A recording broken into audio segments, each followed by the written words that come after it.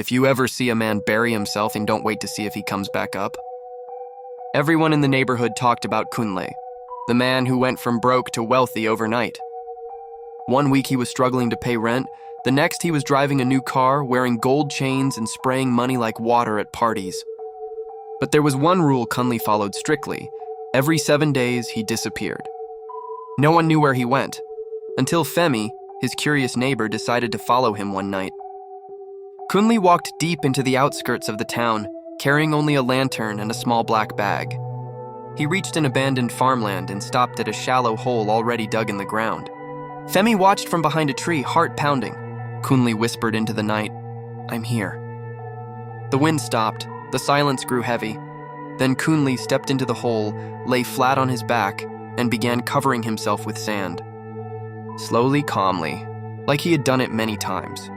Femi's stomach twisted as Kunle buried himself completely. The last thing visible was his hand, trembling before disappearing under the soil. The lantern went out. The darkness swallowed everything. Terrified, Femi ran back home. At exactly 3 a.m., he heard knocking on his window. 3 slow knocks. When he looked outside, Kunle stood there covered in dirt, smiling with cracked lips. His eyes glowed faintly. "You shouldn't have followed me," Kunle said quietly.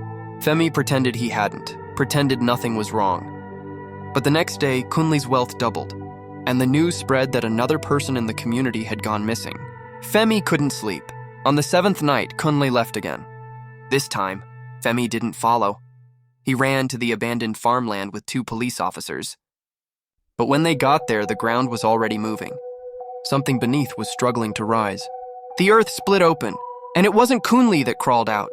A twisted, shadowy figure with too many hands dragged itself up, whispering, "Payment! Do!" Kunle screamed from beneath the soil, begging for help. But it pulled him deeper and deeper until the ground swallowed him whole. The officers ran, Femi ran. And by morning, there was no farmland, only a smooth patch of untouched earth, as if no one had ever been buried there. That night at 3 a.m., Femi heard the knocks again. 3 slow knocks, but this time, no one was outside his window. Just footprints made of dirt, leading to his door. If this story gave you chills, don't forget to like, comment, share, and subscribe for more terrifying stories like this.